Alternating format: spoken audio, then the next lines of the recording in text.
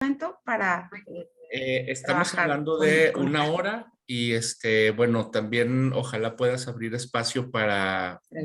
para preguntas y respuestas. Ok, perfecto. Adelante, Muy bien. gracias. Bueno, muy buenos días a todas ustedes. Creo que hay hombres y mujeres.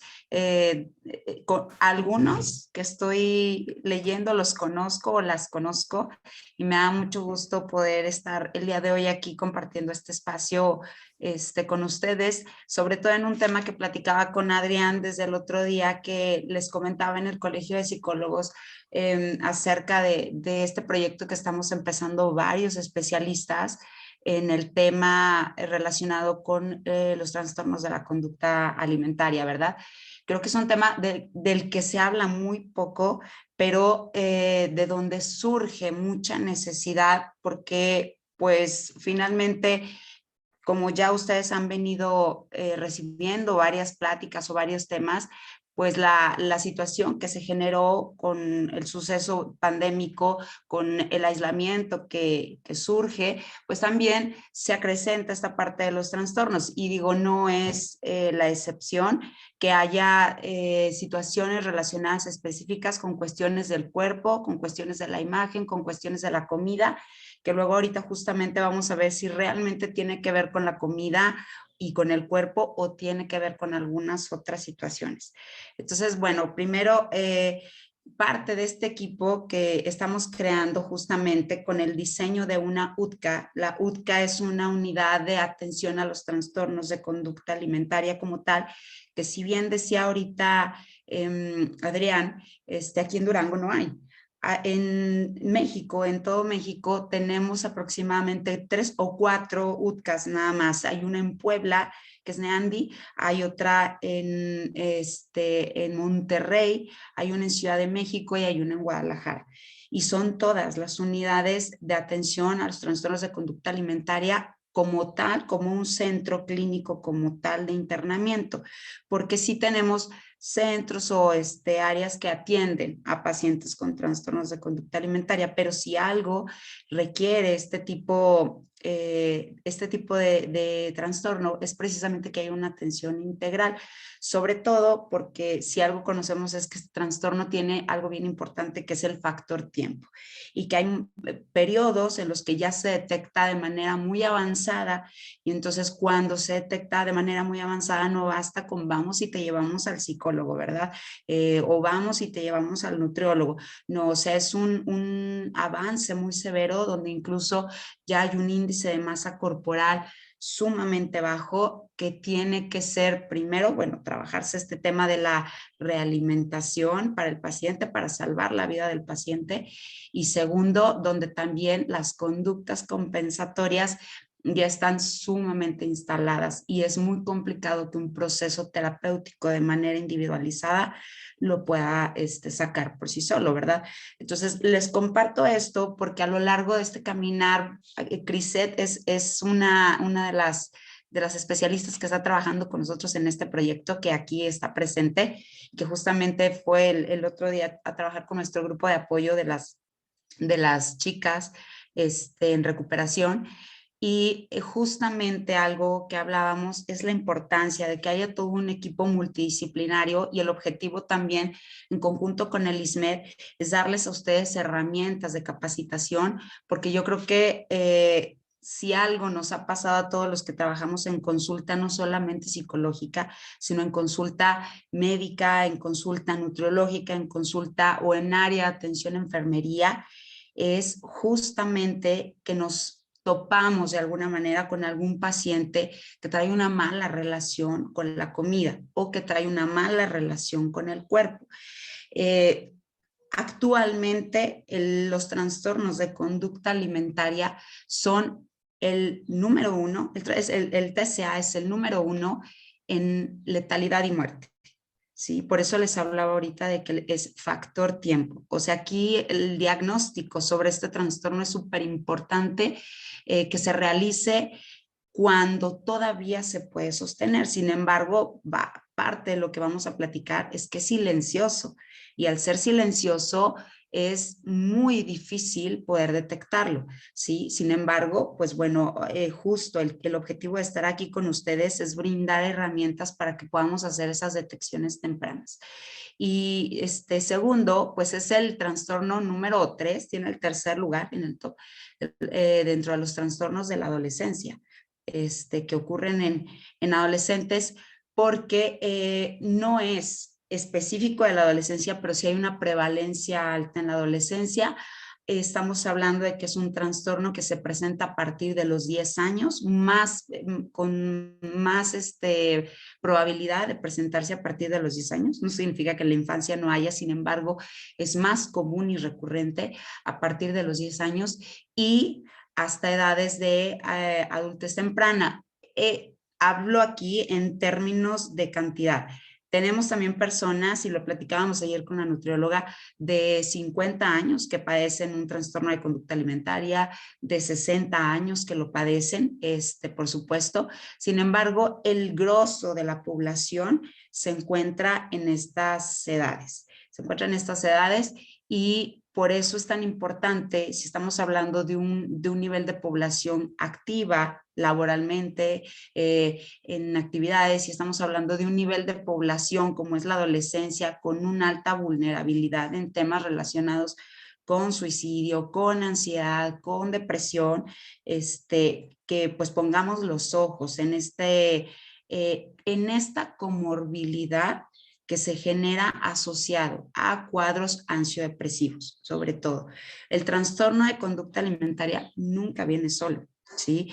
Ya hubo como tal de alguna manera un diagnóstico previo de ansiedad o de depresión. Y sí quiero comentarles aquí en esta parte de la detección como pequeños puntos importantes a considerar para que podamos detectar qué focos rojos nos pueden dar a entender que un paciente o una paciente, porque no es exclusivo de mujeres, hay hombres que lo padecen. Sin embargo, en los hombres está menos estigmatizado porque en los hombres vemos muy comúnmente chicos en el gimnasio y con esta parte de la toma de las bebidas energéticas o de las bebidas proteínicas para generar músculo, que luego por eso hablamos de que pasa desapercibido, porque son realmente conductas muy aceptables, pero justo lo que hablaba ayer con Belinda Laveaga, que es alguien también que es miembro del equipo y es especialista en psicología de la alimentación,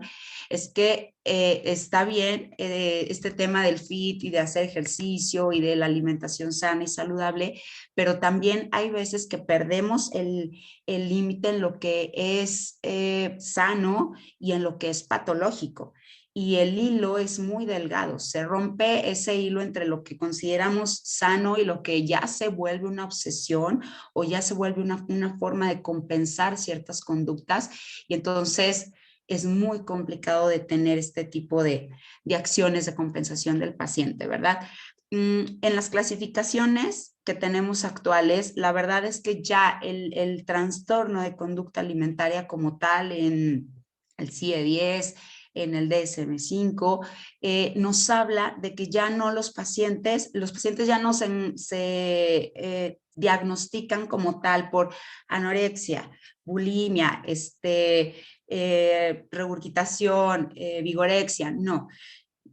Actualmente, que era justo lo que me decía Adrián el otro día, dice, no les hables de la charla típica de cómo aparece en el DSM, porque efectivamente, o sea, este trastorno ahorita, en la actualidad, ya es un poco de aquí, un poco de acá, de repente me restrinjo, de repente estoy purgándome, otros días no como nada, otros días suelo tener atracones y luego corro y me purgo. Entonces, lleva de alguna manera ya una compensación de ciertas conductas, pero engloba como tal un trastorno de conducta alimentaria. Entonces, ya no lo podemos utilizar, nos sirve a nosotros como especialistas este tipo de conceptos, como bulimia, anorexia, atracón, regurgitación, pica incluso, para darnos una idea, pero la verdad es que los pacientes utilizan una y otra, y entonces es muy complicado en este proceso del diagnóstico. Por eso cuando se diagnostica, estamos hablando como tal de un trastorno de conducta alimentaria. Algo que es bien importante poder saber es que el paciente va a tener mucha dificultad para aceptar lo que está viviendo, para aceptar que padece un trastorno de conducta alimentaria como tal. Hay un proceso en el que no hay una asimilación, efectivamente, por este tema de normalizar las conductas relacionadas con cuestiones de estereotipo, cuestiones de cuerpo, cuestiones de imagen y cuestiones de comida. Y entonces, incluso para los mismos padres o para los mismos cuidadores, es sumamente complicado poder asimilar que están pasando por un trastorno de conducta alimentaria, porque lo vemos así como, no, es que mi hijo es fit y le encanta hacer ejercicio y le encanta, y entonces yo no veo absolutamente nada malo en que esté todos los días en el gimnasio porque se cuida, o yo no veo absolutamente nada malo en el que me quiera decir que ya no quiere comer carne, que ya no quiere comer pollo, que ya no quiere comer pescado, porque la verdad es que ahorita está cuidando su alimentación con esta parte sana. Digo, lo platicábamos hace poco también, es muy común ahorita que a las chicas de 15 años de regalo o de chicas de 18 años de graduación, les estén regalando cirugías estéticas, ¿sí? En el cuerpo, que es también trabajar o fomentar esta parte de la no aceptación como tal del cuerpo. Y esta parte, está padre o está bonito que estemos trabajando mucho en mejorar y en cuidar nuestra imagen. Pero cuando a la persona o cuando la persona depende completamente de lo que se perciba de sí misma en el exterior, pues entonces ahí sí ya tenemos una alta prevalencia de que pueda llegar a recaerse en un tipo de trastorno como tal. ¿Qué rasgos tiene una persona que padece un trastorno de conducta alimentaria? Bueno, como todos los trastornos que aparecen, la persona no sabe o no tiene un buen manejo de sus emociones. Esto no es exclusivo de un TCA, esto sucede en todos los trastornos. La importancia de aprender a psicoeducar a los pacientes en el identificar lo que están sintiendo, ponerle nombre a lo que están sintiendo, no estigmatizar las emociones, es súper importante, y creo que esta es chamba de todos los que nos dedicamos al área de la salud.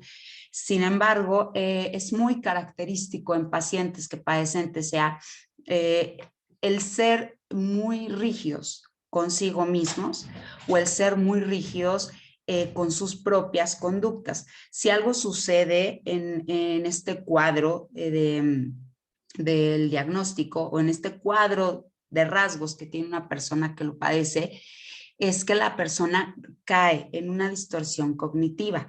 Es decir, magnifico demasiado lo que estoy percibiendo, minimizo mis capacidades, mis cualidades, lo positivo que puede haber en mí, suelo catastrofizar o suelo futurizar excesivamente, que bueno, ya los que nos dedicamos al área de la terapia cognitivo-conductual lo llamamos como distorsiones cognitivas o errores de pensamiento, que entonces dentro de estos errores de pensamiento justamente no es nada más lo que tenemos distorsionado, es lo que percibimos en el espejo, que a esto ya creo que conocemos perfectamente el término como dismorfia.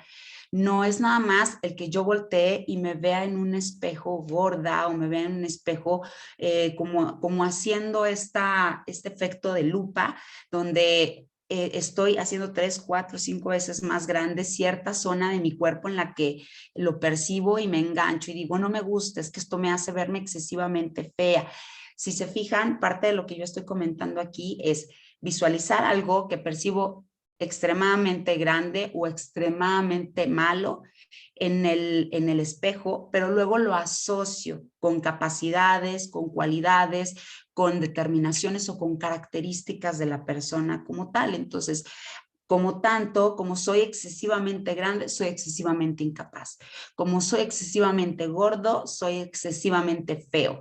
Como soy excesivamente tal, ¿sí? Entonces vamos ligando también que la imagen corporal y que la forma en cómo nos estamos alimentando o se está alimentando la persona que lo padece es macro y es por tanto, el resultado de lo malo que puede tener esa persona, que también estamos hablando de que esto no es objetivo, que esto es subjetivo, sin embargo, es muy difícil que un paciente lo asimile. Por eso es que ahorita les estaba hablando de que a veces nos tardamos hasta un año o un poco más en que el paciente pueda decir, tengo un trastorno de conducta alimentaria.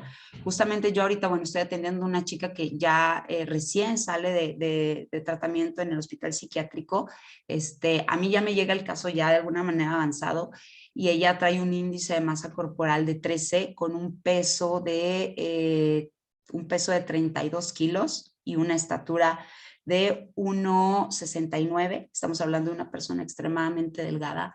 Y esta chica me dice, es que no puedo yo hablar todavía de que tengo un trastorno de conducta alimentaria, ¿sí? Porque hablar muchas de las veces es para el paciente casarse con el trastorno. Y por eso es a veces en este proceso de duelo que hay que también entender que el paciente que lo vive está pasando por un proceso de no aceptación, un proceso de negación, que es parte de una de las etapas del duelo, es esto no me está pasando a mí. Yo no estoy viviendo esto y entonces, por tanto, lo niego, ¿verdad? ¿Qué es aquello que nos puede seguir dando un foco rojo? Bueno, suelen ser personas, como les comentaba, muy rígidas, suelen ser personas que se autoexigen mucho y que las conductas compensatorias no se dan solamente en temas de comida, se dan también en temas relacionados con las responsabilidades que tienen, como la escuela, como el trabajo, y entonces como siento que no puedo tener el control sobre todas las situaciones de mi vida, llámese el que yo saque un 10 a pesar de que estudié excesivamente, o el que yo sea el número 1 en el trabajo a pesar de que he hecho todo mi esfuerzo, y no puedo controlar eso y mi mente empieza en esta continua rumiación de futurizaciones a pensar, no, es que no voy a lograrlo, no voy a poder, no me va a salir bien, etcétera. Pues entonces lo que hago es que sí tomo el control sobre lo que sí puedo, y lo que sí puedo controlar es mi cuerpo, es mi alimentación, ¿sí? Y entonces se vuelve una compensación a creencias que tenemos o que suele tener la persona sobre sí misma en estas etiquetas de repente que podemos llegar a ponernos de soy insuficiente, no valgo, no puedo, no soy buena, no soy bueno, soy de lo peor, etcétera. Todas estas etiquetas que suelen venir de las experiencias de vida que tiene una persona en los primeros años de su vida y que se graba luego como un cassette dentro de la mente, ¿verdad? Y entonces son personas que suelen ser muy rígidas. Empezamos a notar nosotros que el trastorno va también presentándose en esta asociación un poco a la ansiedad, cuando la persona está excesivamente en conductas obsesivas, excesivamente siendo perfeccionista con las actividades, con lo que le toca realizar, con lo que le toca hacer como tal en sus responsabilidades. Y en el caso, por ejemplo, de los adolescentes, son chicas o son chicos que están haciendo la tarea hasta las 11, 12, 13, 11, 12, 1 de la mañana, ¿sí? Que luego pasa con los papás, la queja en la escuela es que cómo le están cargando tanta tarea, maestro, o sea, ¿qué pasa? No, es que el chico se obsesiona con esta parte de tener o poder sentir el control sobre algo. Y cuando los temas sobre los que de alguna manera quedan en sus manos, que son sus responsabilidades principalmente, no salen como quisiera o como se lo percibe, porque luego también hablamos aquí de esta parte de expectativas, y hablar de las expectativas desde la cuestión patológica es nunca logro, ¿sí? Usamos las palabras dicotómicas de nunca o siempre, ¿verdad? Nunca logro obtener lo que yo quisiera o el rango al que yo quisiera llegar. Entonces, ¿qué hago? ¿Cómo manejo mi situación? Pues generando acciones compensatorias hacia mi cuerpo, con lo que sí puedo controlar. Y aquí me voy a meter un poquito en esta parte tan importante social, que los psicólogos sociales yo creo que lo han trabajado y lo han estudiado bastante bien, que es cómo estamos utilizando actualmente y desde años atrás a la comida. ¿Sí? La comida se utiliza para premiar, la comida se utiliza para castigar, la comida se utiliza en niños pequeños. ¿Qué les decimos a los niños cuando hicieron algo bien? Ay, muy bien, te ganaste un dulce, te ganaste una paleta y ahora sí te voy a llevar por tu helado. O estas típicas imágenes que vemos romantizadas en las películas de la persona que, no sé, que la tronó el novio, que terminó con su pareja, que la corrieron del trabajo, que tuvo un pleito con sus amigas y va y se siente y se come el bote helado para llorar tristemente la ruptura o lo que vivió frente a la televisión. ¿Sí? Que son ideas muy romantizadas y que luego cuando todos estamos expuestos a todos este tipo de contenidos decimos, ay, mira, o sea, sí, cuando me ponga triste voy a ir, me voy a agarrar el bote helado y me lo voy a empezar a comer porque sentimos que la comida es esa amiga o es esa enemiga de alguna manera para poder llegar justamente a sentirnos aliviados sobre algo que estamos viviendo emocionalmente. Y resolvemos con la comida nuestros temas emocionales y resolvemos con la comida o nos sentimos capaces, porque incluso desde chiquitos, como les decía, se nos premia con el alimento o se nos castiga con el alimento. No te voy a llevar al restaurante que querías ir porque te portaste mal, ¿sí? Entonces, socialmente, la comida es el centro, o la hemos puesto en el trono del manejo de las expectativas de las personas, cuando la comida tendría que ser vista solamente como eso, como alimento, como lo que me brinda nutrición. Y con esto voy a que justamente situaciones de este tipo son las que generan una mala relación con la comida. Y entonces cuando aparece ya como tal un trastorno de conducta alimentaria, quien lo vive efectivamente a la comida le pone adjetivos, le pone estos ojos malignos, esta boca maligna de me va a hacer daño, me va a engordar, me va a poner mal, es que el culpable es el aguacate de todo lo que me está sucediendo, el culpable es la ensalada que me comí hace rato, ¿sí? Y no hay una objetividad en ver lo que está viviendo la persona como tal, porque todo se lo adjudica a su cuerpo o se lo adjudica a la comida. No me aceptaron en el trabajo porque estoy gorda, porque estoy fea, porque estoy súper mal, y entonces eso me hace no tener capacidades. Si se fijan cómo se va vinculando de una manera patológica una cosa con la otra y con la otra.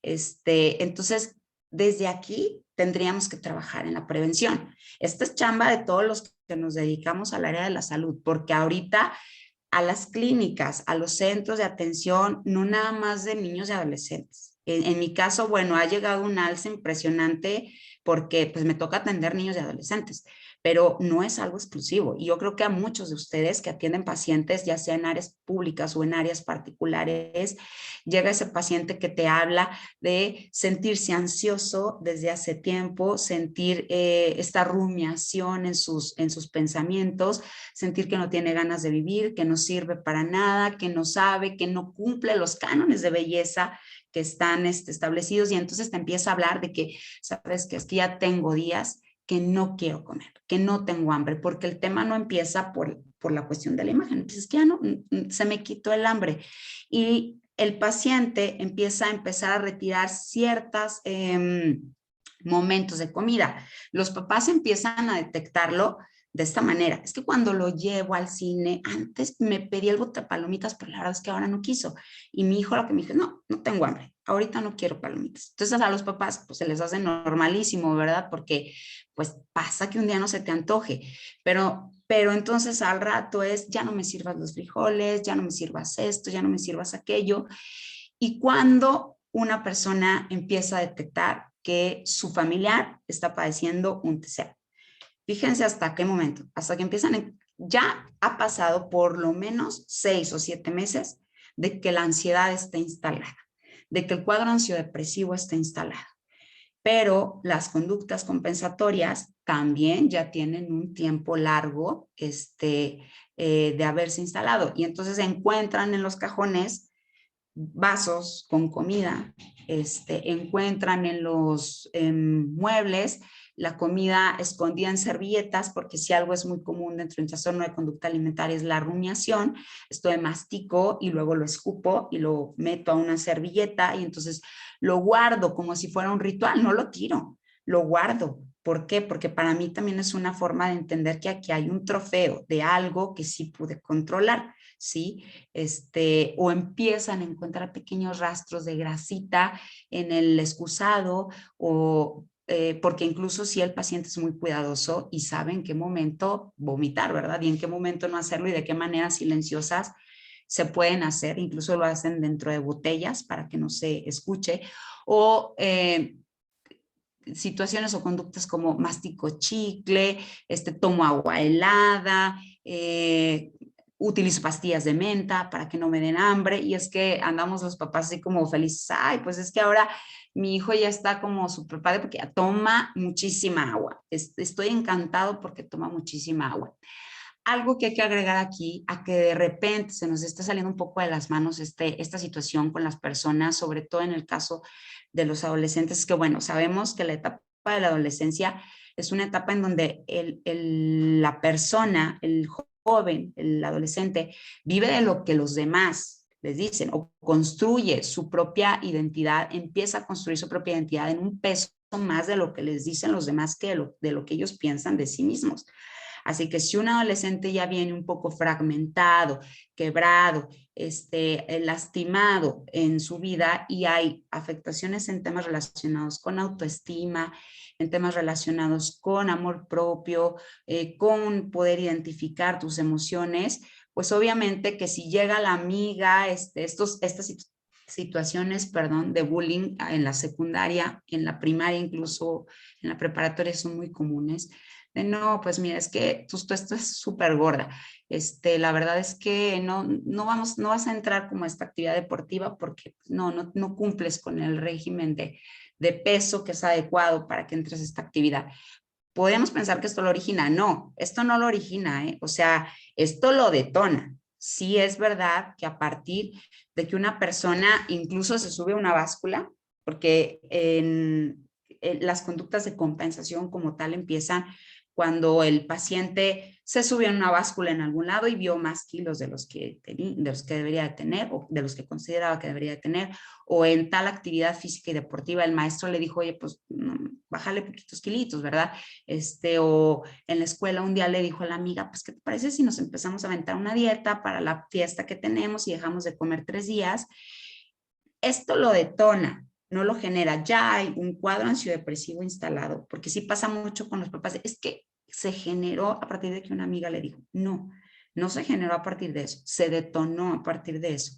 ¿Por qué? Porque ya traía vinculada una mala relación con su tema y entonces en esta cuestión de la distorsión del pensamiento es hacer un efecto de túnel, una abstracción selectiva donde solamente tomo lo malo que se me dice y lo adquiero y lo personalizo hacia mí. Y entonces construyo mi identidad aparte de las críticas, de lo que se dice sobre mí o de lo que se percibe sobre mí, que luego inmediatamente lo vinculo con mi falta de capacidades como tal.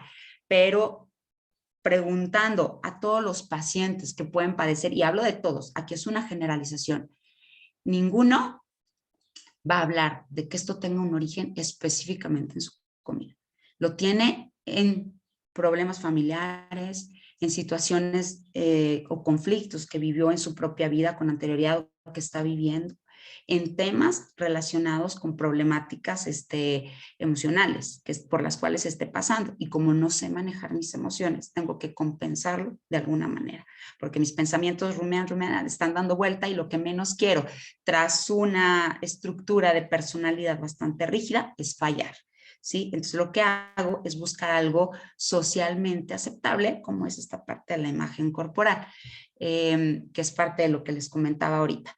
Entonces, primero, bueno, hacer conscientes que hay que reconocer que estamos ante una sociedad que efectivamente está desarrollando muchos cánones de belleza y que les damos peso a los cánones de belleza en cuestión a aceptación, en cuestión a rechazo, en cuestión a validación o en cuestión a no validación. ¿Qué hay que enseñarle a una persona que padece un trastorno? Pues que ella no es el trastorno y que ella tampoco es el peso y que ella tampoco es la imagen, porque esta parte luego del trabajo ya en la atención de un paciente que lo padece, pues sí tiene que ver con hacer un trabajo mucho de que la persona haga una compasión hacia sí misma, porque la persona suele ser excesivamente rígida y todo el tiempo se está castigando y piensa continuamente que les está fallando a los demás.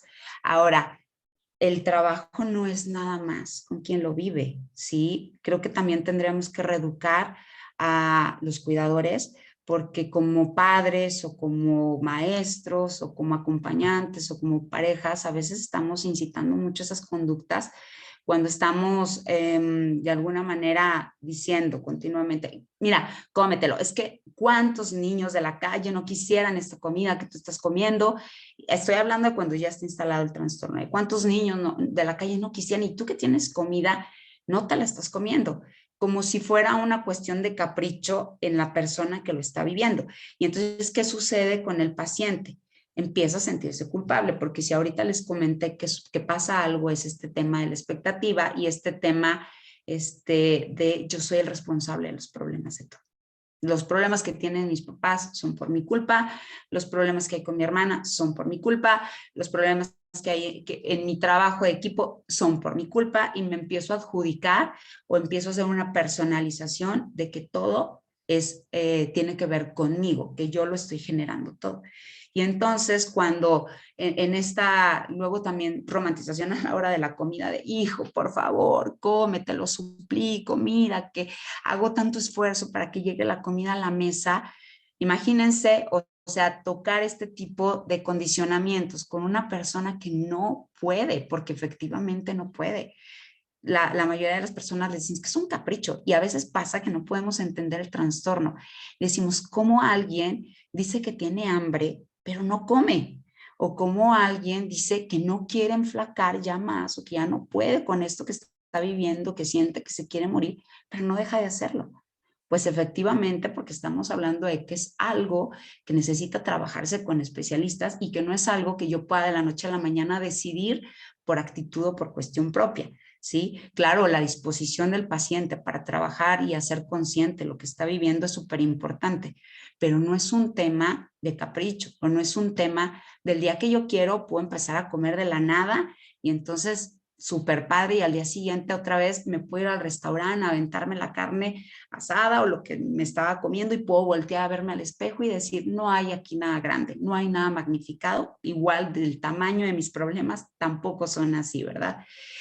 Algo que yo comentaba en una charla es que ya cuando estamos dentro de esta parte de los trastornos, como tal, en la psicoeducación al paciente les enseñamos justamente esto que en la psicología terapéutica de la atención a los TCA se le llama la docena sucia, que son 12 distorsiones cognitivas, donde utilizo el efecto lupa, donde responsabilizo la comida de todo lo que me pasa, donde ando de mal humor y digo que todo lo que tiene que ver con mi mal humor tiene que ver con la comida, donde me percibo fea, donde hago comparaciones con estereotipos de belleza de la televisión, de personajes incluso que no son reales, imágenes, caricaturas, estructuras en esta parte ahorita actualizada de los temas animes con los cuerpos excesivamente perfectos de las caricaturas que hay en los animes, cómo hacen esa comparación. Y si a esto le agregamos la comorbilidad excesiva para acrecentar el trastorno, de que tenemos adolescentes o que tenemos personas adultas que se la pasan 200% vinculadas a las redes sociales, y en las redes sociales se encuentran este refugio de donde aquí sí me entienden, donde aquí sí me pueden hacer sentir bien, abrimos la caja de Pandora, ¿sí? Que de alguna manera hace que esto que se volvió o que empezó como algo, porque si de alguna manera se comporta el trastorno de conducta alimentaria es muy similar a una adicción. Entonces, que esto que en algún momento empezó como una probadita, ¿sí? Para ver qué se siente, pues ahora ya no lo puedo controlar. Detrás de las redes sociales El otro día, la verdad es que sí me pudo mucho que di una plática en Facebook y mencioné una página que es ProTCA y me mutearon en ese momento y luego ya siguió todo el tema porque se cuida mucho el que estas páginas o estas redes que andan nadando por debajo, pues no se descubran, ¿verdad? Pero los papás de los chicos andamos sin saber dónde, realizando una vida quizá también virtual, porque si algo le hemos dado mucho peso es a la vida virtual y hemos dejado de lado la vida presencial totalmente. O sea, yo valgo por los likes que tengo en una fotografía de mis redes sociales, yo valgo por cuántos comentarios me dicen las personas, ese es mi valor como persona. En el caso de los adolescentes, les voy a hablar de situaciones que ellos comparten, que yo creo que no se les va a hacer a algunos de ustedes ya raro, porque ya los han escuchado. De entrada, bueno, el término de Ana y Mía son mis amigas. Es muy común ahorita. ¿Quién es Ana? ¿Quién es Mía? Pues Ana es la anorexia, Mía es la bulimia. Y hay incluso agrupaciones, no estoy hablando nada más de México, estoy hablando de a nivel mundial. España es un país que está totalmente nutrido en cuestión a temáticas de capacitación en trastornos de conducta alimentaria y de allá hay fuente también en temas de especializaciones, pero también tienen una alta incidencia de pacientes con TCA, ¿sí? Y de muertes y de letalidad en trastornos de conducta alimentaria. Si bien, bueno, pues esta cuestión de la sanidad pública ya es distinta y pues se cubre todo el tratamiento con un servicio público, ¿verdad? Situación que no sucede aquí en Durango y pues se tiene que costear muchas veces de manera particular. Pero si algo se ha caracterizado mucho es este tipo de tribus dentro de las personas que padecen el trastorno porque se sienten identificadas con alguien que padece lo mismo y incluso a veces suelen utilizar como pulseras que son como características. Y yo tuve la posibilidad de entrar a un grupo de Facebook, de ingresar a un grupo de Facebook de trastornos de conducta alimentaria y de verdad lo que vemos dentro de los grupos es cómo entre ellos se malayudan, porque de alguna manera sí es esta parte muy característica de, a ver, hoy me siento mal, díganme qué pastillas puedo utilizar para bajar de peso, porque la verdad es que hoy me siento terrible y siento que lo único que me puede bajar, lo que me puede ayudar, perdón, es que en 2 días bajé 5 kilos. Y entonces en las sugerencias, las mismas personas van ayudando, utiliza la metformina, utiliza esto, mira, a mí me ayudó, la verdad, tomar tantos litros de agua y luego sentí el estómago vacío. Todo esto que les hablaba ahorita del chicle, el agua fría, de las pastillas, justamente viene de las redes sociales. Hay una página que es la que les compartí ahorita que se llama Tumblr, que es Pro TCA, donde incluso las personas que van entrando van recibiendo como notificaciones o van recibiendo como felicitaciones cuando hay que, de alguna manera, cuando se les dice, ya, logré bajar tantos kilos en tanto tiempo. Y la página incluso te dice, muy bien, lo estás logrando, ves como si puedes hacerlo, estás cerca de coronarte como la princesa, porque las redes sociales manejan mucho esto de la princesa, lo que les mencionaba de Ana y Mía, pero es coronarte como princesa Ana o como princesa Mía. Y entonces hay un término que se utiliza mucho, que es como el peso ideal, el TINSPO, el peso ideal, que es para tal estatura, tú tienes que llegar a tal peso. Por ejemplo, voy a mencionar uno muy típico, para la estatura de 1,64, una persona debe de pesar 41 kilogramos, ¿sí? Y cuando logras obtener ese canon de pesar eso, entonces tú te puedes, dentro de la red social, coronar como princesa Ana, si estás viviendo más restricciones o anorexia, o Mía. O entonces ya puedes utilizar la pulsera morada en el brazo tal o la pulsera roja en el brazo tal para que te identifiques. Y entre ellos mismos se han creado como esta red de apoyo de entendimiento de, no te preocupes, amigo, tú sigue insistiendo, tú sigue vomitando, tú lo estás haciendo bien.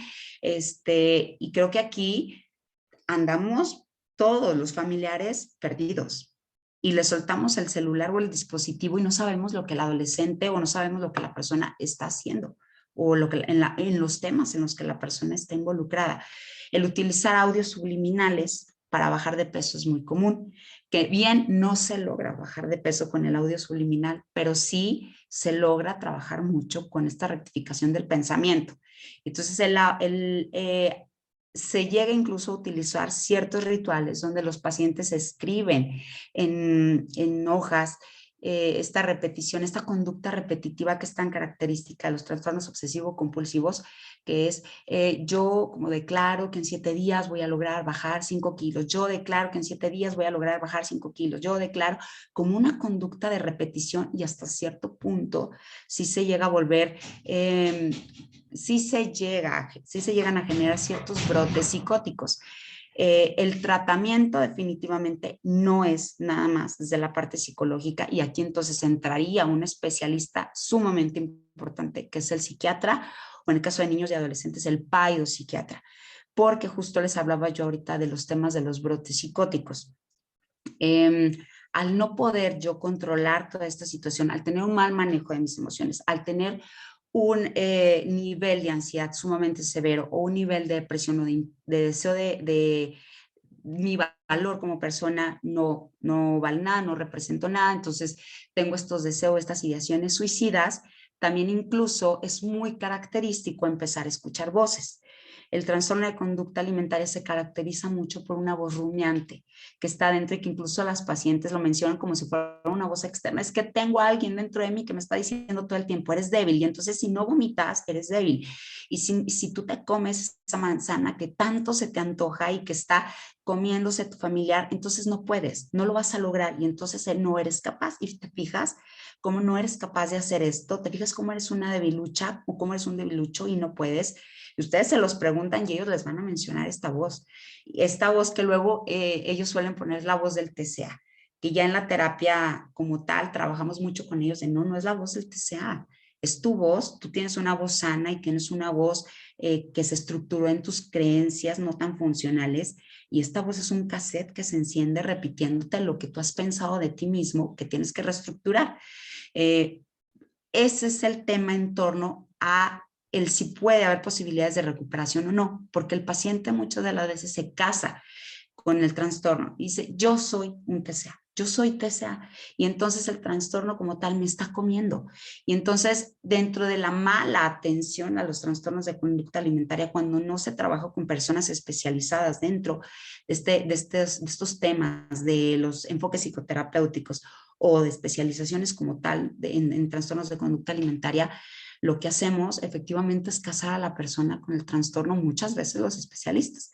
Y aquí estamos hablando de generar o acrecentar esta mala relación con la comida.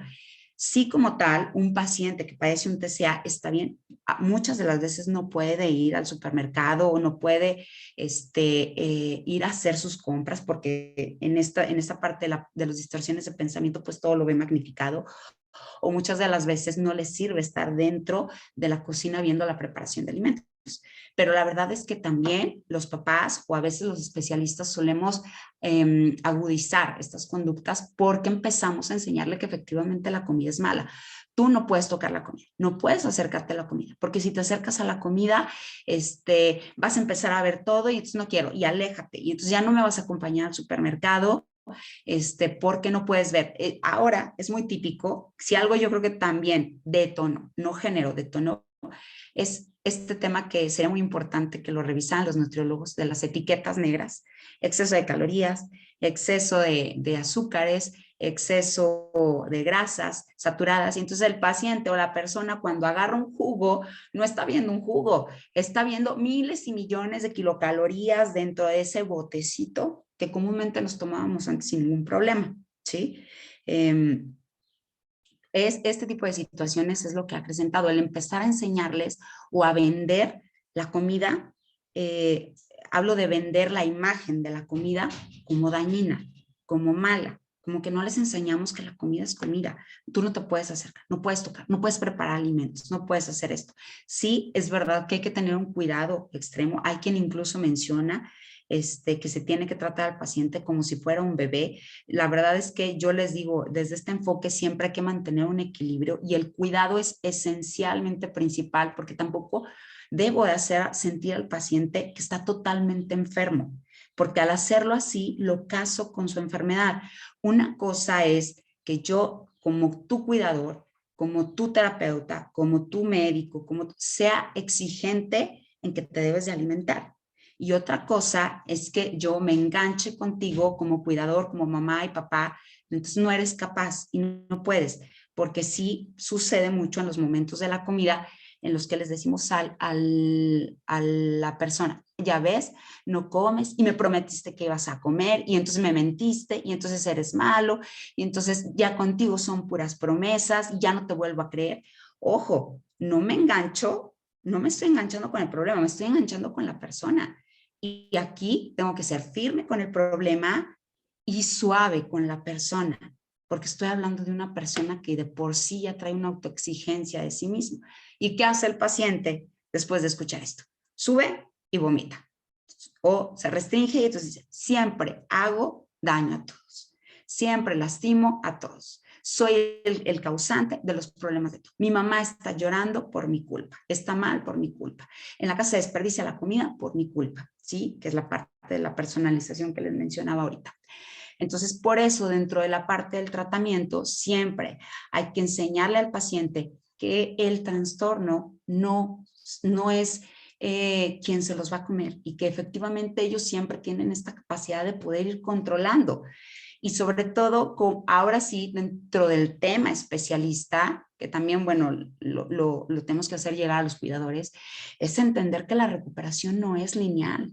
La recuperación no va en su vida y en su vida y en su vida y entonces de repente tiene una recaída y no, ya se nos fue todo, ¿no?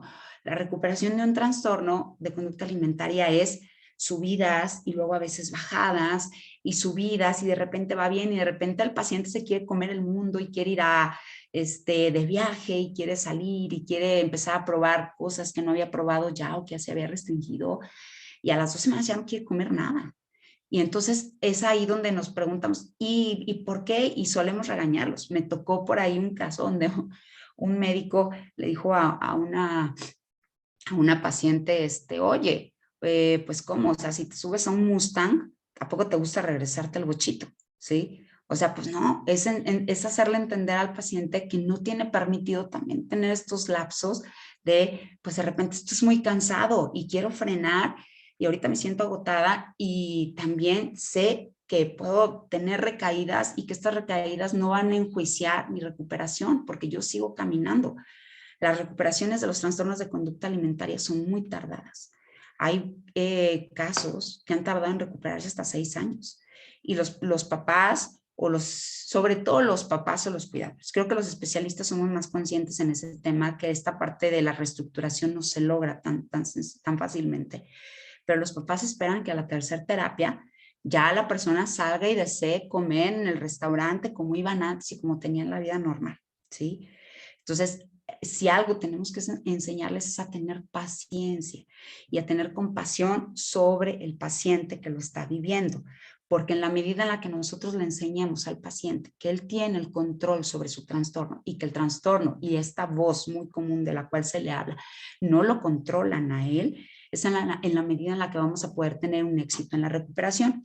Hay lugares que desde un principio le empiezan a mencionar al paciente, si no comes, te vas a internar, te vamos a internar. Si no comes, te vamos a meter la sonda gástrica. Si no comes, y sí, efectivamente hay casos en los que se tiene que recurrir a la sonda gástrica, porque aquí lo que tenemos que mantener es la vida, pero no en base a la amenaza, no en base a esta parte como perceptiva de nosotros mismos como si fuera un capricho, ¿sí? Sí tendríamos que ver el enfoque con otros ojos, que no fuera nada más el entender a la persona como pensamiento. La persona no es pensamiento también, la persona es un sistema también. Y dentro de esa tensión se tendría que reeducar a los padres, se tendría que reeducar a los cuidadores. Y entonces el tratamiento integral No es llevar al paciente a terapia y sacarlo y entender que ya porque fue a terapia va a comer el día de hoy. Será también entender que el paciente requiere algo tan importante que es esta parte de, bueno, la atención psiquiátrica, que el PAIDO psiquiatra o el psiquiatra como tal es quien nos ayuda en la disminución del síntoma ansioso, del síntoma depresivo, de las conductas obsesivo-compulsivas o incluso de los brotes psicóticos, porque sí hay crisis en las que incluso intentan suicidarse. ¿Sí? No es nada más la relación con el alimento. Ya no puedo más, no puedo con esto, lo que quiero es cortar mi vida. Cuando están asociados también a conductas límite, es muy complicado porque regular las conductas a veces puede ser difícil y controlar el que una persona intente lesionarse o cortarse, hacerse daño, es a veces un poco complicado. Por eso es que necesitamos al psiquiatra también como uno de los brazos extensivos. El nutriólogo es otro especialista que tiene que ver muchísimo en la atención y la verdad es que aquí yo os invitaría, si alguien de aquí es nutriólogo, y si no, pues si conocen nutriólogos que los inviten a especializarse en trastornos de conducta alimentaria, porque cuando atiendes a un paciente que padece un TCA, no es nada más, sabes que te doy una dieta y ya, con eso de alguna manera te controlo. No, es ir incluso no enseñarle al paciente su peso, porque el paciente trae un conflicto con su peso.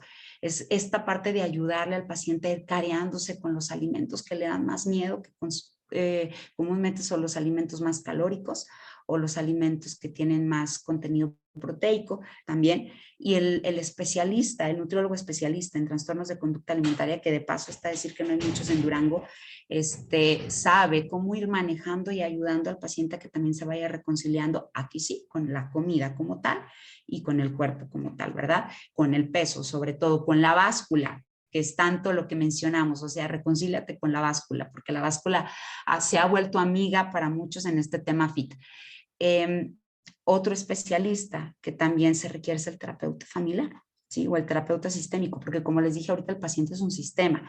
Entonces hay que trabajar con el núcleo y el poder tener al paciente dentro de una terapia familiar donde hable y pueda trabajar todos estos conflictos o estas situaciones personales que tiene con la familia es sumamente importante. El enfoque sí, de primera entrada debe ser cognitivo-conductual porque trabajamos el enfoque de los pensamientos, pero también tenemos que involucrar esta terapia de carácter sistémico, donde la persona sea autocompasiva con sí misma, donde se trabaje el amor propio, donde se trabaje el tema de la autoestima, donde se trabaje el tema de la vinculación y la aceptación consigo mismo.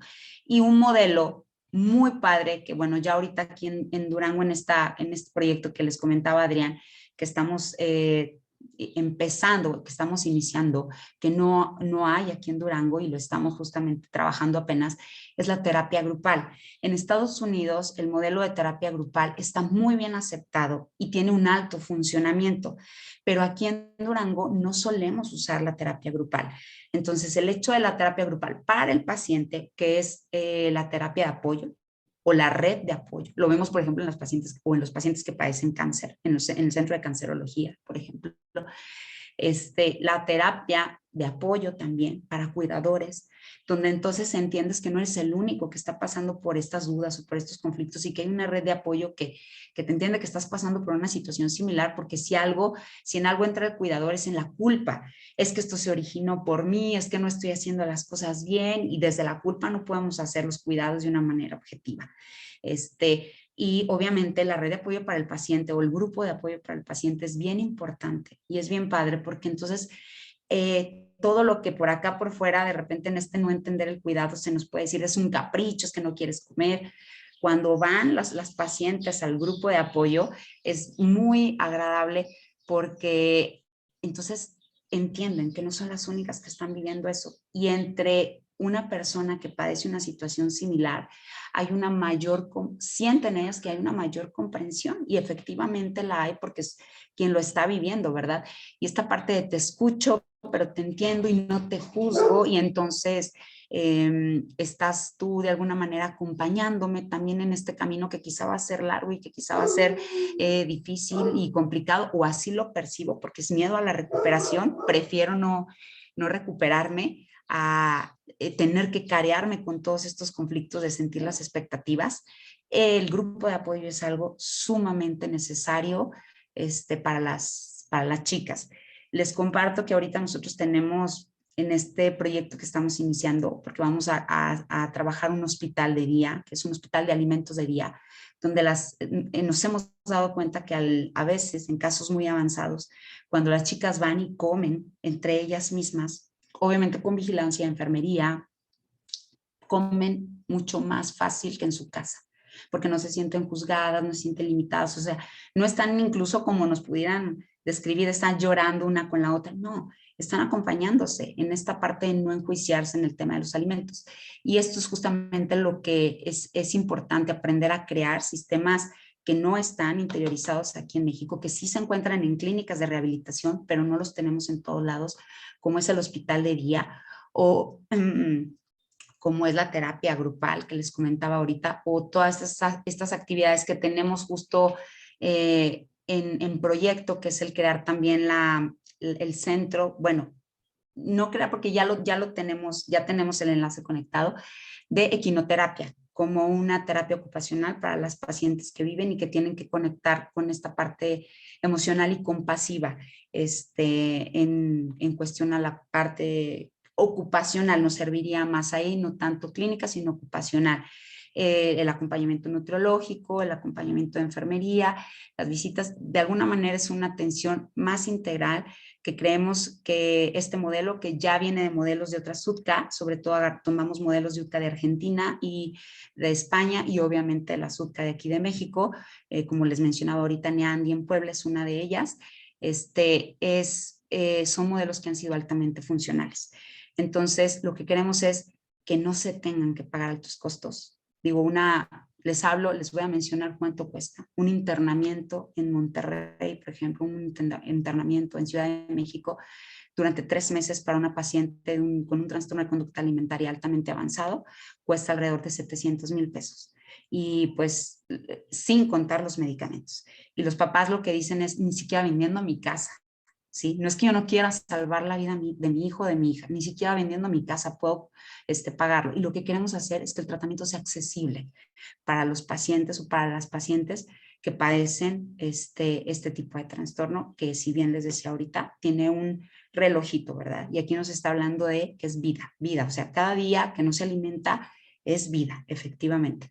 Entonces, bueno, ahorita yo les di un panorama así macro, yo creo que la verdad es que hablar de TCA implicaría muchísimas cosas, implicaría muchas sesiones porque hay muchísimos temas. Este fue un panorama muy generalizado, pero sí me gustaría que me pudieran compartir brevemente, no sé si haya tiempo, Adrián, sus percepciones, si tienen alguna duda. Veo que aquí hay en el chat, o sea, efectivamente en las redes hay que tener constante supervisión, ya que Ana y Mía son las princesas, que es una invitación total a la no ingesta de alimentos y mantener el índice por debajo de lo normal. Ok, sí. Gracias, Lore. Me da mucho gusto saludarte por aquí. Manuel, ¿tienes una duda o un comentario que quisieras hacer? Hola, gracias. Gracias, Ingrid. Hola, doctor. ¿Qué tal? ¿Cómo está? A mí me parece que le están llegando muy tarde los psicólogos a este tema, Sí. porque, digo, los intentos que se han hecho en México se han hecho tan élite, como tú bien lo decías, Claro. que tal pareciera que solamente tienen derecho a tratamientos integrales las personas con un nivel económico alto. Por años en Durango, las chicas con TCA, digo las chicas porque la prevalencia es mayor en mujeres, sin embargo también en hombres estamos viendo cada vez más estos camuflajes en cuanto al gimnasio y el vigoréxico.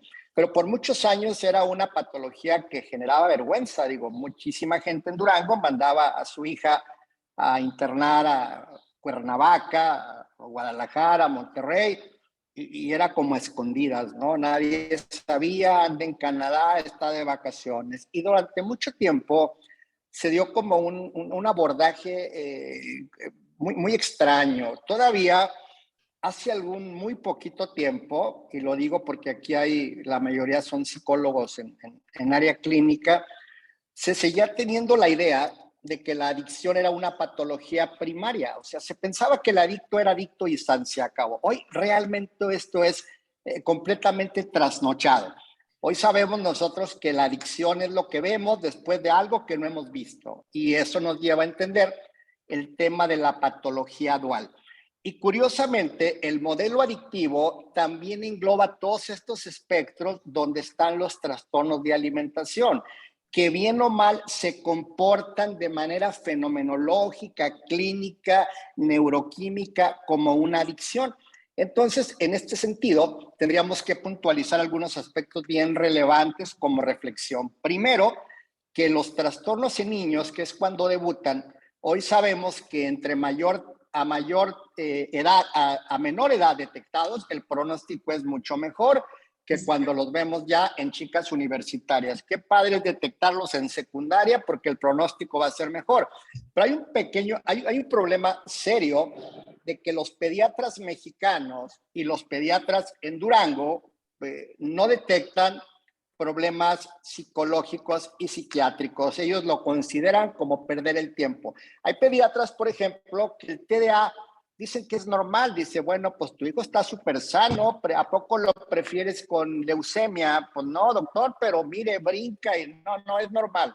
Y otro problema es que cuando la chica empieza a tener alteraciones en peso, el pediatra vitamina, regaña y ya. Entonces no se diagnostica y ahí estamos teniendo una falla brutal porque no se evalúa en la adolescencia dentro de los 10 trastornos que tienen mayor prevalencia en las poblaciones infanto-juveniles, realmente no se hace. Entonces la niña baja de peso, se desmayó en la secundaria, la llevan con el médico escolar, le toma la presión, le dicen que se haga una biometría hemática y si sale con hemoglobina baja le dicen que le den hierro y se acabó. Vamos siguiendo esta línea y cada vez entendemos que los trastornos de alimentación forman parte y lo van a hacer pronto de los espectros obsesivos. Es decir, si ustedes recuerdan, el TOC se le dio un lugar aparte en la última clasificación porque el TOC se colocó ahí para que estuviera esperando. Es como la antesala de muchísimos trastornos que van a llegar y van a aterrizar en los patios del TOC. Y ahí hablamos de las adicciones, de las conductas que tienen que ver con juego, con toda esta parte. Y los trastornos de la alimentación están ahí. Sin dejar de lado entonces que debemos de tratarlo, los trastornos de alimentación probablemente como una patología dual. El que alguien detone con anorexia, bulimia, atracón, etcétera, no me garantiza que no haya factores de fondo como abuso sexual, que cada vez lo tenemos muy claro con su relación tan estrecha con toda la serie de estudios de McCarthy y este grupo de trastornos de alimentación en Inglaterra que hablan de abuso sexual contra un pico altísimo con bulimia. Tenemos que un porcentaje muy alto de niñas o niños que van a desarrollar TCA tuvieron sobrepeso u obesidad y bullying en la infancia y en la adolescencia. Ahí tenemos un punto importante. Nos vamos metiendo más arriba y entendemos el papel no regulado de los influencers. 40% de las chicas fit que hoy en Instagram nos muestran cuerpos muy bonitos, muy trabajados, muy estéticos por estar haciendo ejercicio y tener miles de seguidores, nos están abriendo la ventana para entender que por redes sociales y por estos influencers, TikTokers, estamos viendo la cuestión que ya hemos abordado en otras sesiones del narcisismo de redes en el mundo. Pero vamos más atrás y de pronto no debemos de olvidar esos esquemas viejos que yo les pido que no los olviden, el papel fundamental de las mamás, de la figura materna en el tema de la comida, en el tema de esta parte. No se puede, y aunque es un viejo esquema psicoanalítico, sigue teniendo un gran peso. Al menos yo en mi experiencia de más de 20 años atendiendo esto me he dado cuenta que una chica con trastorno de alimentación vamos a encontrar algo en los papás y específicamente en mamá. Nos vamos más adelante y por supuesto que no podemos dejar de lado que gran parte del fracaso en estas enfermedades tiene que ver junto con la comorbilidad. a los trastornos de la alimentación les gusta mucho salir a tomar café o a tomar tequila con trastorno de la personalidad borderline. Y es muy común que encontremos esta cuestión. Y ya pasó por autolesionismo, ya viene toda la cadena de los abusos, ya viene el maltrato, ya viene eso. Pero ¿qué creen? Que también se ha encontrado una interesantísima liga genética para trastornos de alimentación y no son pocos los estudios que han encontrado asociación entre esquizofrenia y trastornos de alimentación. Porque de pronto cuando nosotros vemos un trastorno de alimentación, y aquí Ingrid apuntó, no hay que esperar la instalación farmacológica, no le teman a los fármacos, quítense esas ideas, porque hoy sabemos nosotros que desde el momento que hay distorsión del esquema corporal, que una niña que tú y yo la vemos delgada en su peso o incluso por abajo, ella dice que se ve gorda y la verdad es que sí se ve gorda. Eso se llama distorsión del esquema corporal. Y bueno, pues los esquizofrénicos dicen que ahí hay alguien, una persona, y no hay nadie, pero ellos sí la ven. De ahí la importancia que este micropsicosis o este cuadro delirante pequeño es importante atenderlo desde el principio con tratamientos antiobsesivos. No tienen por qué pelearse con los fármacos. Por eso es muy común que utilicemos. De pronto me dice una psicóloga, doctor, ¿por qué le dio medicamento a mi paciente si no oye voces ni se quiere matar? Le estoy dando olanzapina. Le digo, mira, la olanzapina es maravilloso porque a dosis bajitas ataco dos cosas. Le bajo el proceso delirante y le subo de peso como un efecto secundario porque es un fármaco que te hace que ganes peso muy rápido. Nos vamos más abajo rápidamente y entendemos que de pronto estamos viendo una preocupación que ojalá que la estudien y la entiendan ustedes que están en esta nueva formación. Los pacientes que se someten a cirugía bariátrica, es altísimo el número de pacientes que después de la cirugía, de la banda gástrica, del balón, de todas estas cosas que ponen los cirujanos, debutan con trastornos de alimentación severísimos. Papel de la leptina, el papel genético de la resistencia a la insulina. Y bueno, podríamos entender que hoy en día tendríamos que estar como muy preparados y qué bueno que ya se especialicen en un tema. Necesitamos psicólogos, psicoterapeutas que no quieran comerse todo el pastel, que digan, yo me quiero especializar en trastornos de alimentación y que este equipo incluya desde el principio al psiquiatra, al paidopsiquiatra, a un nutriólogo especializado en CSA, a un médico que lleve el control de todo lo que sí en los estudios de laboratorio, esta parte, y por supuesto la terapia cognitivo-conductual en su formación, sobre todo analítico-cognitivo, hecho por profesionales, no por improvisados. Y finalmente, hay que evitar que en Durango, mis amigos los nutriólogos, con todo respeto, están recetando metformina, fenfermina, Masindol, y luego todavía estos cuates de los gimnasios, estos bultos de gimnasio, están recetando medicamento. ¿Qué tendríamos que hacer? Bueno, tendríamos que exigir preparación, porque para mí cualquier profesional tiene que dar el estándar de preparación en todo esto, porque hay mucha gente que tiene muchas ganas, es muy intencionada. He visto experiencias, doctor, mi papá me va a poner una clínica muy bonita, entonces voy a meter caballos. Oye, espérame, está muy padre, pero vamos a buscar evidencias científicas de equinoterapia. En algún tiempo desechamos delfinoterapia, estamos desechando constelaciones familiares, estamos desechando descodificaciones, todo eso. ¿Qué necesitamos en Durango? Pues ponernos al nivel de estar muy bien preparados en estas áreas. Y creo yo que el instituto tiene esa función, tratar de mostrarle a los profesionales temas de actualidad.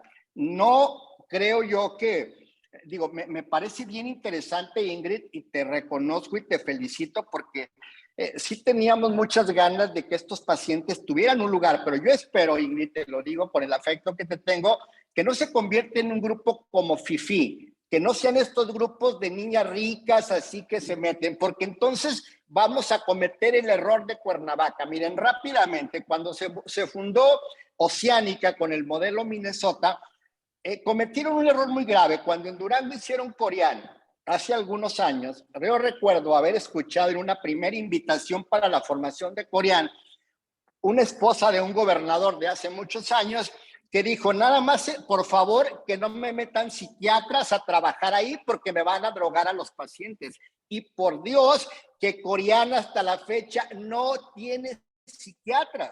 Y quienes mandamos el tratamiento somos nosotros. Es decir, un requisito que ahora le piden al paciente en Coreano es que lleve la carta del psiquiatra con el tratamiento. En otras palabras, nosotros hacemos la chamba y allá cobra. No hay bronca. Entonces, creo yo que en ese sentido, estos centros de alimentación, el de Pérez Tabiel, el de Mireya Márquez, todo este grupo, pues únicamente cubrieron esta parte. Yo te pido que de verdad tengas gente muy actualizada, que esté al día, que estén listos porque va a haber una lupa de revisión desde afuera para ver qué están haciendo, porque el día de mañana yo quiero mandar mis pacientes a un lugar, no a donde les diga una psicóloga o un psicólogo, es que no tomes medicamento porque el medicamento te va a hacer adicto. Señores, es una patología obsesiva. Hoy tenemos fármacos que se deben de tomar desde el primer día del diagnóstico. No los estamos dando porque la gente tenga voces, sino porque hoy sabemos que tienen obsesión, impulsión, compulsión. Entonces, pues me gusta la idea, Ingrid, estaremos en contacto porque créemelo, sí hemos tenido intentos por ahí con el equipo, con Pamela Morán específicamente, con un grupo importante, pero sí necesitamos en Durango terapeutas bien formados, no de un curso, no de un diplomado, sino con mucha trayectoria, humildad y sobre todo la capacidad para compartir en estos temas, aceptar críticas, sugerencias y sobre todo estar leyendo todo el tiempo. Muchísimas gracias. Exacto, gracias, doctor, muchas gracias. Y aquí, bueno, yo nada más quiero puntualizar unos puntos que justamente menciona el doctor, que son sumamente importantes. En cuestión a esta parte de la prevención, creo que el trabajo que nos toca a nosotros como especialistas del área de la salud, estamos muy enganchados con la idea de la atención, pero también tendríamos que hacer una cultura preventiva. Y dentro de la cultura preventiva entran los médicos, los pediatras, todo el especialista que trabaje con niños y con este tema relacionado con la alimentación de los niños, como lo bien decía ahorita el doctor, nos trae de cabeza que estamos en un país que tiene lugar número 1 en diabetes y en obesidad y sobrepeso, y entonces nos hemos enfocado tanto a esta parte del tema de la obesidad y el sobrepeso que se ha estigmatizado demasiado el tema relacionado con los cuerpos. Entonces aquí estamos hablando de una cuestión epidemiológica excesivamente alta que habría que estudiarse de una manera más profunda, porque yo no sé si quien hizo todo este proceso con las etiquetas negras que hay, se puso a pensar que también se podía provocar algo del otro lado, ¿no? ¿Sí? No nada más, bueno, vamos a ser conscientes a las personas de que no deben de comer tanto azúcar y de que no deben de comer tanta grasa y que no, o sea, si había un estudio realmente detrás de la Secretaría de Salud que supo que se podían detonar otro tipo de situaciones debido a que nuestra población también es una población emocionalmente vulnerable, ¿sí? Por eso este tema tan importante de estudiarlo. Ahora, justo algo que comentaba el doctor, efectivamente, la vinculación, el trastorno de conducta alimentaria tiene ramas relacionadas con la cuestión genética. Si lo estudiamos, hay madres o padres con conductas obsesivas, compulsivas, o incluso madres o padres que padecieron trastornos de conducta alimentaria, y esto está perfectamente estudiado y lo vemos en nuestros pacientes. Pero también es muy determinante el vincularnos o el encontrarnos con malas relaciones con la madre. Ahora, desde este enfoque psicodinámico, de este enfoque más psicoanalítico, también hay que reeducar al paciente en el arte del merecer, porque la nutrición no tiene un significado nada más de cómo, ¿sí? La nutrición es también nutrirme de amor, de afecto, y quién es la primera persona que nos nutre en la vida, incluso desde el cordón umbilical, es nuestra madre. Entonces la nutrición no es nada más alimento, es también sentirme merecedor o merecedora de amor. Y un paciente que cierra la boca y no come, que decide no comer, es también decido no recibir de los demás reconocimiento, aceptación, decido no recibir amor, o en esta parte de distorsión el sentir no me lo merezco, o incluso lo expulso de mí porque siento que no soy merecedora de eso. Estamos hablando de temas de control, estamos hablando de temas de merecimiento, estamos hablando de temas de amor propio, de mala relación con nuestras figuras parentales. Por supuesto que muchos de los pacientes viven, por eso les mencionaba yo ahorita, se trata de todo menos de comida. Hay muchos pacientes que vienen con experiencias relacionadas con trauma desde situaciones de abuso sexual, trauma desde situaciones de abandono, traumas desde situaciones de violencia en la infancia sobre todo, porque empieza a surgir ya a partir de la adolescencia. Y hago mucho hincapié en algo que dice el doctor, y de verdad es que se los quiero compartir a todos. O sea, muchos padres o madres que llevan a terapia a sus hijos con nosotros, con los especialistas en niños y adolescentes, nos atacan mucho porque los mandamos con el psiquiatra o porque los mandamos con el psiquiatra. Y es que un psicólogo que no deriva un caso, un cuadro donde hay ansiedad, donde hay depresión, donde hay ya como pequeños brotes compulsivos, obsesivos, psicóticos, que no tiene que ser una esquizofrenia como tal, nos creemos todólogos. Y ahorita yo les mencioné, los TCA son factor tiempo y no puedo decir yo sostengo este caso o esta situación yo sola, porque se me va a ir de las manos. El fármaco es sumamente importante porque el fármaco hace una función no de sedación, hace una función de producción de todo aquel neurotransmisor que no se está produciendo de manera adecuada, o de inhibición en la producción de todo aquello que se está produciendo de más. Y todo esto se encuentra en el cerebro. O sea, estamos hablando de la parte neurobioquímica, ¿sí? Y el paciente no es solamente tratamiento con el origen, es tratamiento con el síntoma. Entonces, este trabajo lo tenemos que entregar al psiquiatra, porque nosotros los psicólogos no somos los especialistas. Afortunadamente en este equipo de trabajo contamos con Jorge Luis Rojas Félix, que es psiquiatra, y él es quien está trabajando toda esta vinculación, y la verdad es que a mí me encantaría que no solamente fuera él y que fueran más especialistas, que pudiéramos involucrar el trabajo, por ejemplo, del doctor Salazar, que es muy reconocida su experiencia con este tipo de pacientes también aquí en Durango, y de otros psiquiatras también muy reconocidos aquí en Durango y otros especialistas, porque necesitamos que se cree una red de apoyo de especialistas que efectivamente decidan tomar el mando y especializarse en esta área tan importante que se nos sale de las manos y la cubrimos cualquier psicólogo, y no debe de ser así. Y bueno, también comentar que no debemos dejar de lado que otro especialista de suma importancia es el endocrinólogo. Pues estamos hablando de temas hormonales también, ¿sí? Hay sustancias también en la cuestión endocrinológica que se producen en demasía, y que comúnmente ahora que se está presentando este síndrome de la pubertad precoz, muchas de las niñas que presentan pubertad precoz son como tienen esta predisposición a presentar un trastorno de conducta alimentaria más adelante. Por supuesto que este proyecto es para todos. Lo que se busca efectivamente es que no sea una enfermedad o que no sea un trastorno de ricos, porque allá afuera en las colonias yo les aseguro que hay cientos de chicas que ni siquiera saben que tienen un TCA y que están todos los días siendo nada más obligadas a cómetelo, sin una cultura psicoeducativa sobre lo que es el trastorno.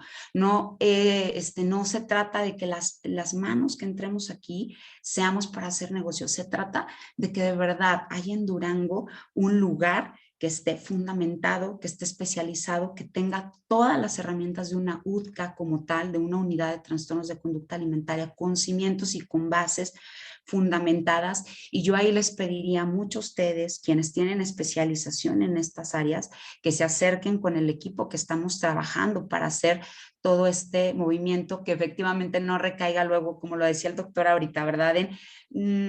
solamente a la que puede pagar más de 200 o 300 mil pesos, y no, tenemos que atender porque este trastorno no tiene, no discrimina, ¿eh? Me voy con el que va al gimnasio, me voy con el rico, no. Este trastorno llega a toda la población y hay que atender y psicoeducar a toda la población, y de ahí algo que decía ahorita Adrián, que es preparemos. El Instituto de Salud Mental, esa es su chamba, preparar y capacitar, y que de ahí empiecen a salir también actualizaciones para mucho personal que luego se queda nada más en las ramas de la psicología general y que no debe de ser así. No sé si les agradezco mucho los comentarios. El doctor Molotla, por ahí estoy leyendo, claro, es una de las últimas tendencias con evidencia en el abordaje integral, el papel de la microbioma y de ello la importancia de lo que comenta el doctor Salazar. Ok, el nutriólogo como especialista. Por favor, no con cualquier nutriólogo. Busquemos especialistas, nutriólogos especialistas en TCA. Y es un llamado a los nutriólogos a especializarse en trastornos de conducta alimentaria. Muchísimas gracias por todos sus comentarios. Creo que ya nada más Lore tiene por ahí un comentario ya para poder cerrar y no acaparar tanto el tiempo de las actividades de ustedes. Lorena. Sí, gracias, Ingrid.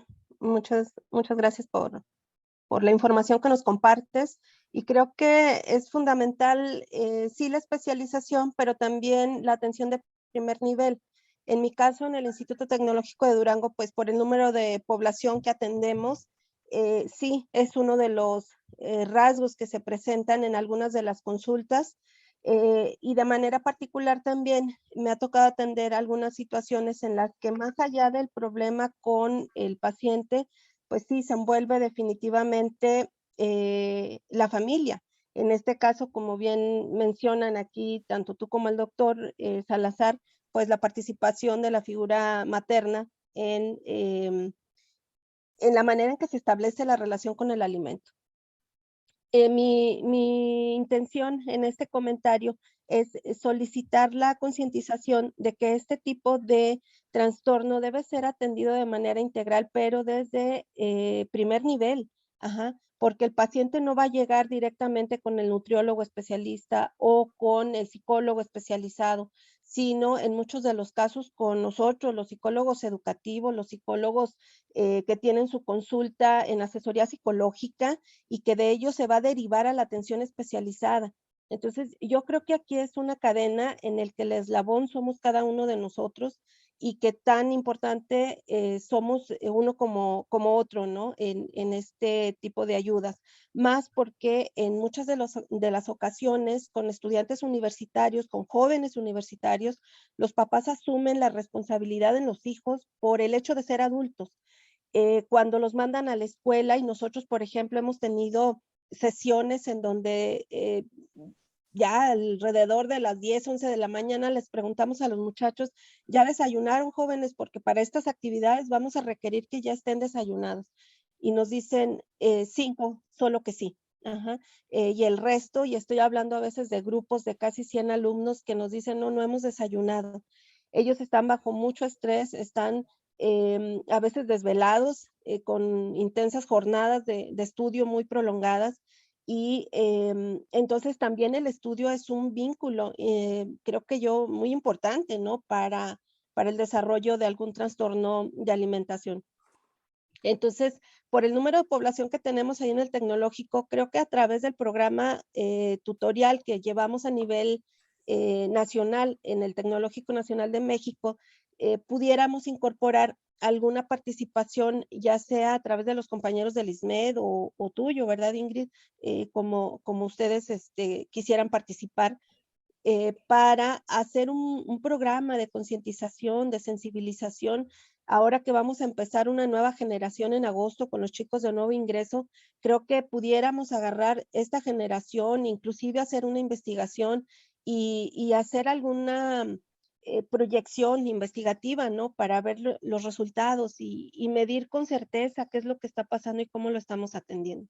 Creo que los jóvenes son entonces un sector muy vulnerable a esto, en donde podemos vincular a través del apoyo psicopedagógico algunas estrategias. Entonces, estamos a la disposición, estamos a las órdenes.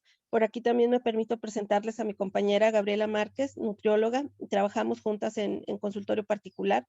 Y bueno, estamos a la orden para lo que pudiera ofrecerse y felicitarlas, Ingrid, ahí por el esfuerzo. No es fácil, como tú bien dices, hay un sector que está desprotegido, que es las personas que en realidad no pueden a veces ni acudir a una consulta psicológica, por la carencia económica. Lamentablemente la atención en salud mental en Durango sigue siendo un privilegio. El medicamento, la continuidad en el mismo tratamiento parece un reto para muchos, que son la mayoría lamentablemente. Entonces también ver de qué manera, decías ahorita, bueno, en muchas de las colonias debe haber mucha gente con trastornos, efectivamente, hay muchas mamás que no alimentan, llenan el estómago, ¿no? Hay que saciar el hambre. Y son personas que no van a poder pagar una consulta, que no van a poder estar acudiendo a citas, a instituciones, porque a veces hasta para el transporte les puede costar mucho trabajo, mucho dinero, ¿no? Entonces ese es un reto y si ustedes lo tienen contemplado, pues las felicito porque, pues sí, es un sector muy desprotegido. Agradezco la participación. Buen día para todos. Gracias, Lorena. Y por supuesto, por ahí nos pondremos en contacto para las charlas en las instituciones educativas, que así debería de ser. Bueno, Adrián. Bien, muchas gracias. Gracias a todos por la participación. Un tema muy interesante y bueno, creo que por ahí te estaremos molestando nuevamente, Ingrid. La verdad es que es un tema también muy amplio. Igual, así como todos los compañeros, sí tenían por ahí algunos comentarios para hacer. Los vamos a dejar por allá a la espera pues para aprovecharte nuevamente, Ingrid, a profundizar cada vez más en esto. El impacto es impresionante de lo que estamos hablando y sobre todo que, bueno, esta sesión académica con profesionales de la salud que finalmente nos sensibilizas en el tema. El comentario de Lorena me parece muy, muy importante. El por lo menos estar preparados para detectar, para canalizar oportunamente, me parece algo sumamente importante. Y bueno, pues creo que en el ISMED que nos hemos dedicado mucho al tema de la academia, de la capacitación, de la enseñanza, bueno, pues tenemos todavía más chamba para poder desarrollarlo, ¿no? Ingrid, de verdad, muchas gracias, muchas gracias. Créeme que te vamos a estar por ahí siguiendo la pista, tanto para trabajar en conjunto como para otra sesión académica que nos puedas apoyar. Sé que andas muy ocupada, sé que traes mucho trabajo y de verdad lo valoramos mucho. Muchas gracias. Te hago llegar tu constancia a tu chat, ¿sí? Es una constancia en electrónico y bueno, pues estaríamos ahí al pendiente de volverte a molestar. Gracias, gracias y saludos nuevamente de la doctora María Soledad Ruiz Canán, nuestra directora general, y del doctor Gabriel Molotla de León, nuestro director de desarrollo institucional. Muchas gracias, Ingrid, gracias a todos. Gracias a ustedes, gracias por darse la oportunidad de estar aquí. Un abrazo y un saludo grandísimo. Seguimos gracias, viéndonos. Nos vemos. Hasta luego.